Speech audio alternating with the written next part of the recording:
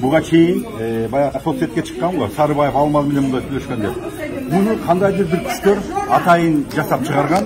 Азыркы мени жалпы элдерге анан мамлекет башчыларына жаман көрсөтүү максатында да. Ошондуктан мына 5 айда бир жолу дагы суралган жок. Ошондой эле Сарыбаев Алмаздагы бир жолу суралган жок. Эчтеке жок. Себеби мына азыр эки независимый көз карандысыз экспертиза чыккандан кийин аныкын ички иштер министрлиги айтты, жок, биз эмне кылабыз деди, мамлекеттик немеде. Мамлекеттик экспертизанын келген учурунда алар дагы бир немени таап чыгыптыр. Мен ойлойм баардык чындык келип чыгат. Ошондуктан мен жакшы көрүнүш болду. Учурдан пайдаланып мен биринчиден жалпы мен өзүмдүн тарапташтарыма, мени колдоп жүргөн ушул учурда менин коллегаларыма мурунку, ошондой эле ардагерлерге, массалык маалымат каражаттарына, баарына, активисттерге, айрыкча жаштарга, спортсмендерге мен өзүмдүн атынан, өзүмдүн үй бүлөм атынан чоң ыраазычылык билдирем.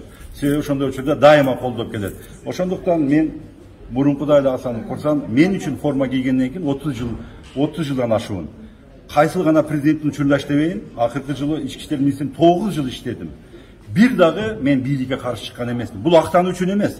Мен үчүн жергиликте тынчтык, туруктуулук болушу бул мага эң зор жетишкендик. Элге кызмат кылуу жөнөкөй жаран катары дагы мен кызмат кылууга дайыма даярмын. Ошондуктан мен эч качан принциптеринен тайбайм, көз карашым бар, бардыгына. Мен ойлойм, бул кылмыш иши сөзсүз жокко чыгат деген. 5 ай мыйзамсыз отуруп калды дегенде сыяктуу эле болуп баратат да, бул иш кыскартышы мүмкүн турабы? Ошо 5 ай отурганыңыз үчүн соттошуп көмөтөсүзбү? Жок. Биз кыргыз элибиз алдыга карай умтулушубуз керек. Өч алганды токтотушубуз керек. Азыркы учурда башка кечиримдүү болуш керек. Мен ал жөнүндө ойлобойм. Бардыгыбызга жараткан Алла Таала бар. Ошол өзү Алла Таала жараткан билет, кимдин ким экен. Эгерде бирөө кара санаттуулук кылган болсо, аны Алла өзү жазасын берсин. Мен Асан Курсан катары айтам. Жөнөкөй жаран катары, генерал катары. Мен эч кимге мен доом жок. Бирине дагы. Себеп дегенде биз алдыга карай жылышыбыз керек. Экономикалык жагынан элге жардам беришибиз керек. Рахмат сиздерге барыңыздар.